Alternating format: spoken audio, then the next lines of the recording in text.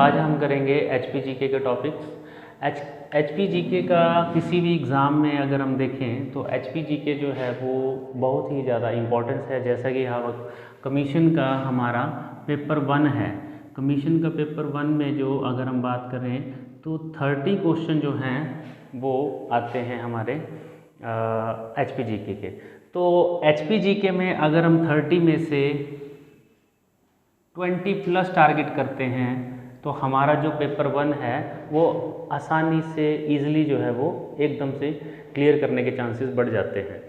और जैसे कि हमें पता है कि 35+ मार्क्स चाहिए, तो इसमें अगर हम 20+ स्कोर कर लेते हैं तो हम ईज़िली जो है वो एचपीजीके का स्कोर जो है वो हमें काफ़ी हेल्प करता है पेपर 1 क्लियर करने में।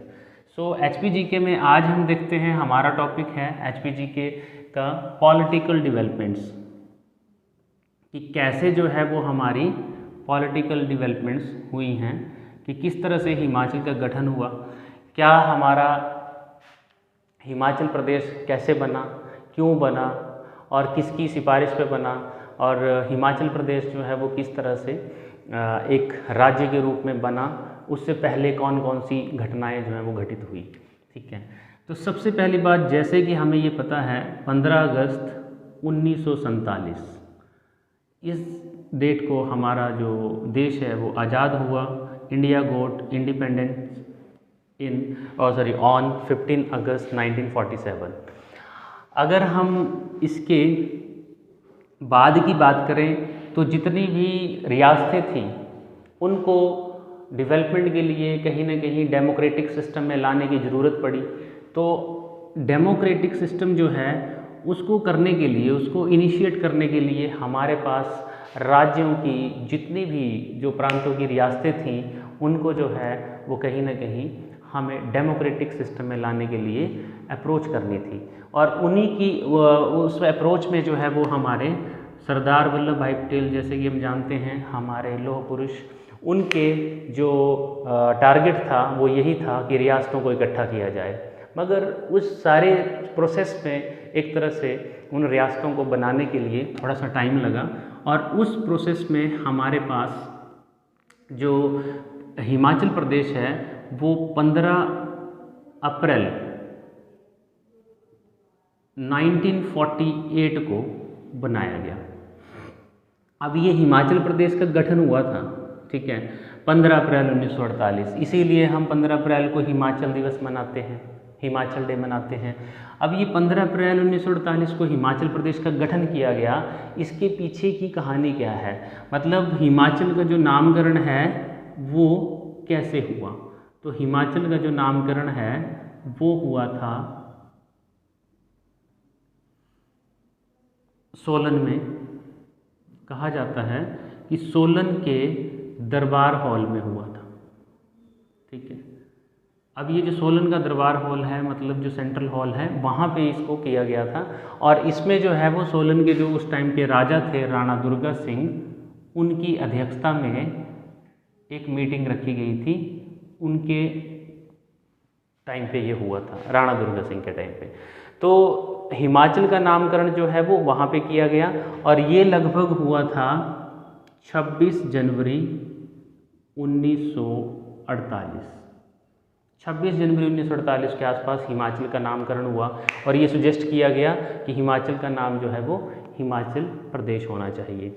ठीक है, अब हिमाचल का मतलब हमें पता ही है एज यूजुअली कि हिमाचल हिम मतलब बर्फ़ और आंचल मतलब बर्फ़ से ढका हुआ।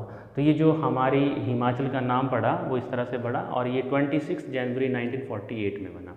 अब इसके लिए 26 जनवरी 1948 से लेकर के 15 अप्रैल 1948 के बीच में जो ये बीच का जो समय है, हमारा टाइम पीरियड है, इस टाइम पीरियड के दौरान जो है वो हिमाचल में एक तरह से अंतरिम सरकार का गठन किया गया। अंतरिम सरकार का मतलब क्या होता है कि अभी तक जो है वो हिमाचल जो एक प्रांत था वो सिर्फ और सिर्फ यहाँ पे अंतरिम सरकार बनाई गई, और उसके अध्यक्ष मतलब एक टेम्परेरी बेसिस पे, अंतरिम को बोलते हैं हम temporary basis, on temporary basis. तो जो टेम्परेरी बेसिस पे जो गवर्नमेंट बनाई गई थी उसके जो अध्यक्ष बनाए गए थे उनका नाम था श्री शिवानंद मौल। शिवानंद रमोल, ये सिरमौर से थे। अब इनका नाम जो है वो बहुत पूछा भी जाता है कई बार, श्री शिवानंद रमोल, ये सिरमौर से थे और इनको अंतरिम सरकार का अध्यक्ष बनाया गया। और ये टाइम पीरियड जो है, इसी टाइम पीरियड को बोलते हैं अंतरिम सरकार का टाइम पीरियड है ये। क्यों? क्योंकि अभी जो 15 अप्रैल 1948 को जो गठन होगा वो होगा एक्चुअली हिमाचल का गठन। और ये जो हिमाचल का गठन होगा इसमें हमारे 4 जिले बनेंगे, 4 डिस्ट्रिक्ट कौन से होंगे? एक तो हमारे पास महासू, दूसरा था मंडी, तीसरा चंबा और चौथा सिरमौर। अब ये जो 4 डिस्ट्रिक्ट हैं इसमें से अगर हम बात करें तो ये बना कैसे बने थे ये डिस्ट्रिक्ट? तो इसमें बोला जाता है 26 पहाड़ी, ठीक है, 26 हिली स्टेट्स थी, शिमला हिली स्टेट्स, प्लस 4 जो थी, 4 जो थी वो प्लेन्स की प्रिंसली स्टेट्स थी, प्लेन्स प्रिंसली स्टेट्स, ठीक है, जो हमारी बनी। अब 26 और 4 कितनी हो गई? 30। तो टोटल 30 रियासतों को मिलाकर हिमाचल का गठन हुआ। और हिमाचल जो है इसमें अगर हम बात करें महासू, मंडी, चंबा, सिरमौर, तो इस समय से जो महासू है ये जो शिमला हिल स्टेट्स को रिप्रेजेंट करता है, इसमें आती हैं 26 हिल स्टेट्स। इन सभी को मिलाकर छोटी छोटी रियासतें थी, तो इसलिए हमने एक पूरा डिस्ट्रिक्ट बना दिया महासू। मंडी में भी 2 रियासतें आती हैं, एक तो थी सुकेत और एक खुद है मंडी। सुकेत का फॉर्मेशन पहले हुआ था और यहीं से जो है वो मंडी का भी ओरिजिनेशन हुआ था। तो सुकेत और मंडी 2 रियासतें बन गई, एक बनी चंबा और एक बनी सिरमौर। तो मंडी, चंबा, सिरमौर, सुकेत, ये 4 रियासतें थी प्लेन्स, और 26 छोटी छोटी पहाड़ी रियासतें को मिलाकर बन गया हमारा हिल स्टेट्स का। तो 26 महासू बन गया। तो 26 और 4 हो गई 30। तो टोटल 30 छोटी बड़ी रियासतों को मिलाकर हिमाचल प्रदेश का गठन जो है वो 15 अप्रैल 1948 को किया गया। और इसका नामकरण कहाँ हुआ, किसकी अध्यक्षता में हुआ, ठीक है। और ये इनके बीच का जो टाइम पीरियड है, ठीक है, 26 जनवरी और 15 अप्रैल के बीच में वो शिवानंद रमोल जो थे हमारे, ये थे अंतरिम सरकार के अध्यक्ष। अब इसके बाद जो अब बात करें तो इस टाइम पे हिमाचल का क्या स्टेटस था 15 अप्रैल 1948 को? तो 15 अप्रैल 1948 को जो हिमाचल का स्टेटस था वो था चीफ कमिश्नर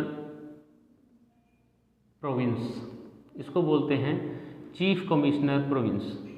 तो ये जो चीफ कमिश्नर प्रोविंस है इसको हिंदी में बोलते हैं मुख्य आयुक्त प्रांत, मुख्य आयुक्त प्रांत।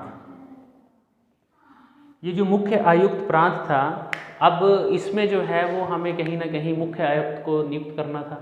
तो सेंट्रली एडमिनिस्ट्रेट बोलते हैं इसको, क्योंकि ये जो सेंट्रल गवर्नमेंट के द्वारा जो है वो कहीं ना कहीं प्रशासन जो है वो उन्हीं के हाथ में था। और उन्होंने ही एक ICS ऑफिसर को अपॉइंट किया था इसके तहत, मुख्य आयुक्त जिनको बनाया। तो फर्स्ट, कई बार पेपर में आपको क्वेश्चन आता है फर्स्ट चीफ कमिश्नर कौन थे हिमाचल के? तो फर्स्ट चीफ कमिश्नर थे हिमाचल के जिनका नाम था श्री NC मेहता, ठीक है, श्री NC मेहता। अब ये जो NC मेहता थे वो ही हमारे पहले चीफ कमिश्नर थे और ये ICS ऑफिसर थे। ICS का मतलब होता है इंडियन सिविल सर्विसेज। तो उस समय पे जैसे आज हम बात करते हैं IAS, उस तरह से ही उस टाइम पे इंडियन सिविल सर्विसेज की बात करते हैं। IAS कैडर तो बाद में शुरू हुए, ठीक है। तो ये जो है मुख्य आयुक्त बनाए गए थे हिमाचल के प्रथम।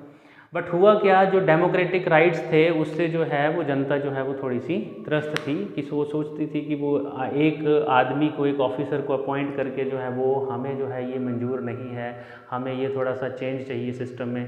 तो इसके लिए यहाँ पे 3 चीफ कमिश्नर जो हैं वो अपॉइंट किए गए थे, ठीक है, अलग अलग टाइम पे, ठीक है। और उनके साथ जो है वो मुख्य जो आयुक्त था, इनको जो है वो असिस्ट करने के लिए, सहायता करने के लिए और जो है वो 9 मेंबर्स की काउंसिल जो है वो बनाई गई थी, 9 मेंबर्स काउंसिल। अब इस काउंसिल का काम क्या था कि हर बात पे एडमिनिस्ट्रेशन के मैटर पे जो है वो कहीं ना कहीं इस चीफ कमिश्नर के साथ काम करना है, बात करनी है, हेल्प करनी है, एडवाइस करनी है, ठीक है। और मेन जो आपका मेंबर था मतलब वो था एनसी मेहता ही था, मगर इनके साथ 9 मेंबर जो है वो बनाए गए थे, जिसमें से 6 मेंबर्स जो हैं, जिसमें से 6 मेंबर जो थे वो चुने हुए थे, इलेक्टेड थे। 6 members were elected and 3 members were direct from princely states, ठीक है।